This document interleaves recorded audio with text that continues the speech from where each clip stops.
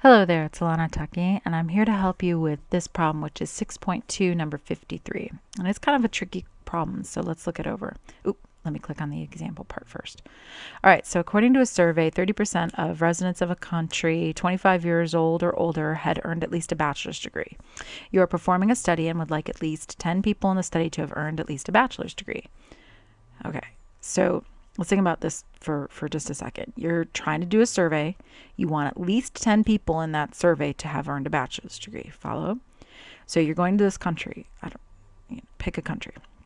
And you want to know how many residents of the country, 25 years or older, do you expect to randomly select? Now, expect is kind of an interesting word because, of course, we all know that's sort of tied in with the idea of a mean. But so you want to know, okay, if I want 10 people, at least 10 people to have a bachelor's degree, how many should I expect to have to poll?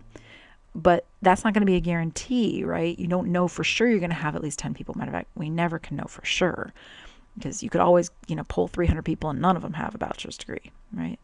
But then what if we just want to be more certain?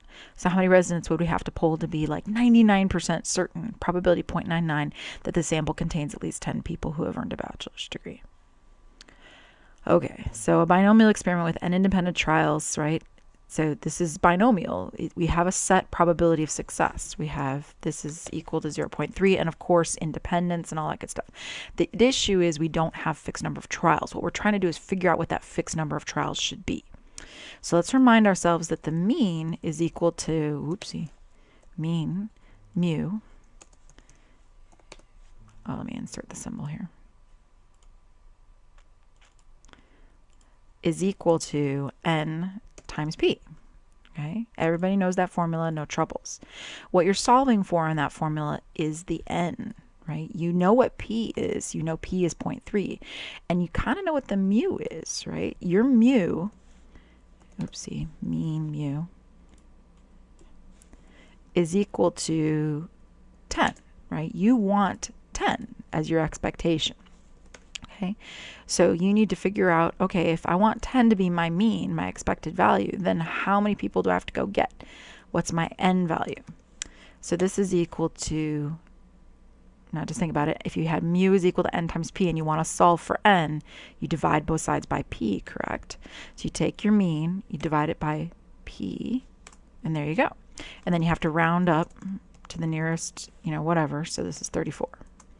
So let me write what that means. Let me merge these. Okay.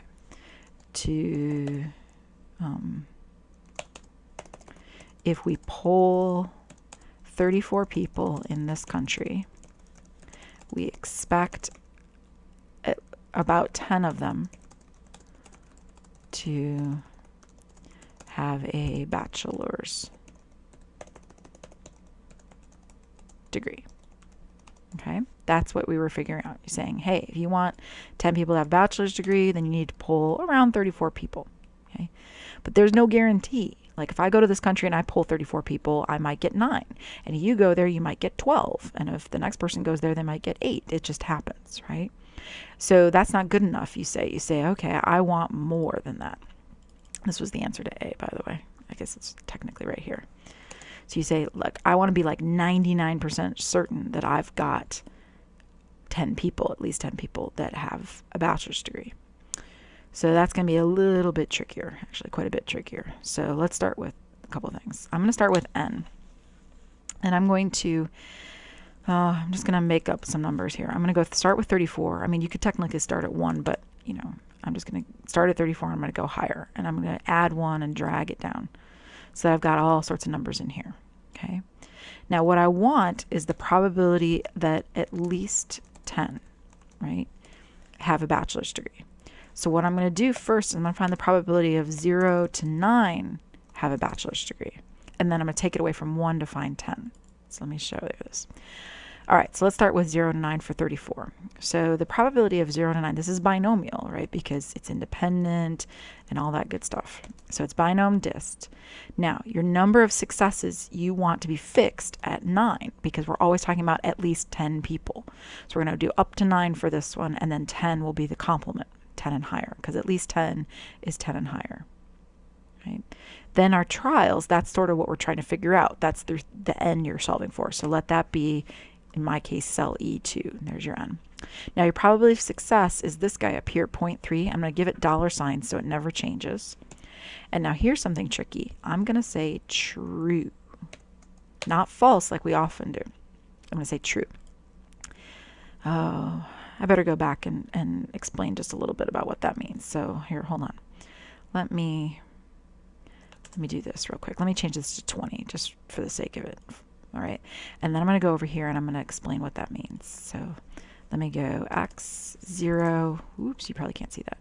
All right. Equals that guy plus 1. I'm going to drag this down to 20 so you can get a glimpse. Doesn't matter. All right. And then probability of x, that's equal to binom.dist. And then what was my n on the other one? Oh, it was 20. 20, comma, 9, comma, hold on. Actually, let me do it this way. 20, comma, and then this is my trials. And then my probability of success was 0.3. And let me do false real quick. Oops, it didn't like me. Hold on. Oops, I had those reversed. That's why. A2, comma, 20. There we go. All right, so let me just drag this down so you can see. Dragging. And it won't go past 20 because 20 is the highest you can get. And then that's the probability that it's equal to. So when you put the false at the end, it's saying, look, there's 20 trials. That's the chances of exactly 1 success. This is the chance of exactly 2 successes, and so on. Then you have 0, 2x, right? So if you do the same thing, oops, let me, equals binom dist, and you say your successes is A2, trials is 20, probability success is 0.3, but you say true, what it does is it adds them up. So let me drag this down so you can see. Okay, it accumulates probabilities, and I just made up numbers, 20 and all that stuff. Don't pay any attention to that. I'm just trying to teach you what the true thing does. So if you do true, what it means is this number right here, 0.007, is actually these 2 numbers added together, and 0.035 is actually these 3 numbers added together, and 0.107 is actually these 4 numbers added together. It's saying up to and including that value. So this is 0 to 3, right? 0 to 3 inclusive. This is 0 to 4 inclusive, and so on. Oh my gosh, I can't spell, right? That's what the true value does. True means you're accumulating, you're adding up. Very much like the cumulative frequency that you learned in chapter 2. That's exactly what it is, right? It is accumulating, is adding up these probabilities, these relative frequencies, if you like. Okay. So when you put true in here, what I'm doing is I'm saying, okay, look, I want 9 successes no matter what, because I'm always talking about 10 and higher, so I want 9. I want my number of trials to be this 20 on this one, or I can make it whatever. And then I want the probability of success to always be 0.3 for me, but I always want true, because what I'm doing is I'm saying, hey, ignore the rest of this table and just add up to this value here, whatever that is. Okay? So I'm disregarding the rest of the table and just putting that value in, if you will. And that's why that value, see, 0.952, 0.952. I'm disregarding basically all the rest of the table, and I'm just using the fact that I'm going to 9 no matter what as 0.952. Okay. All right. Then what would be the opposite? So if this is 0 to 9 no matter what, then at least 10 would be equal to 1 minus that, right? So basically what we've done here, I'll show you. If you add up all of these ones, that's 0 to 9. But if you want at least 10, that's all of these other ones, right? Up here, okay? So let me, oh, not orange, that's too much the same. How about green? All right, so these yellow ones all add up to this value. So then these green ones would all add up to 1 minus that value. So what I'm doing is I'm finding the yellow one, right, if they add up to 9. And then I'm taking the green one, which is everything else that would have been in that table, without actually having to find the table. I don't have to go do this for every single n value, right? I'm just saying this is how it would work in general. So you'd say 0 to 9 would be for whatever, right? 0 to 9, and then this is 10 and higher for whatever n value you've got. And then you just do it again and again, right? So you can drag this down. You can say, okay, try it out for all these different numbers. There's all those different values, right, for all their own table. They would each need their own little table. You'd have to go do a table like this every time. I did 20 on this one. You'd have to go 21, 22, 23, 24 if you were going to do it longhand. Or you can sit here and kind of figure it out from this. We don't need all these highlighted, right? Okay, so these are all like, so suppose n was 21, then 0 to 9 would add up to this, and 10 and higher would add up to this. Suppose it was 22, then 0 to 9 would add up to this, and, right? And so on. And what you're looking for is when this value over here, the at least 10 part, gets to the 0.99 level. That's what you want. And it gets right there. See it? Right? You hit 0.99 at 58. So there it is. So that's your answer to B. So for B, n would be equal to 58.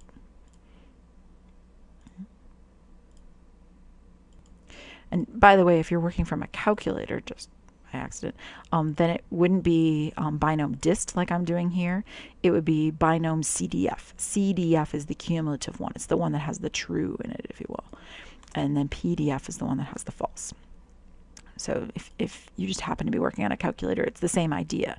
You just won't be able to do quite the table quite so easily. You'll have to do a lot of second enter, and like basically you just keep doing binom CDF, like I would do to get this one. It would be like binom CDF. Let's see, it would be 58 comma where's it go? N comma P, so 0.3 comma. And then your x value would be 9 no matter what, or something like that, npx. And then you would keep doing that over and over, fiddling around with that number, that n value. Here, let me put n value. So you would just keep doing that over and over and over until you found one that had, actually you'd probably do 1 minus. If you want the right-hand side, that's the part on the other side, the 1 minus that. So if you just keep doing this over and over until you find the n value that makes it 0.99. It's a little bit more tedious on a calculator because on Excel you can just click and drag, right? But anyway, so there you go. So it's 58. So that's the easiest way. So I just make a table of n, and then I just put in, I just started a random number. You can start wherever you want, but 20, and then I dragged it down. And then I found up to 9 for every one of these using the true on that distribution function. And then I found the reverse of that, which would be 10 and higher. And then once I hit the 0.99 specific mark, then I knew I was done. And you could keep going, right? So if you wanted like 0.999, there it is right there, 69 people.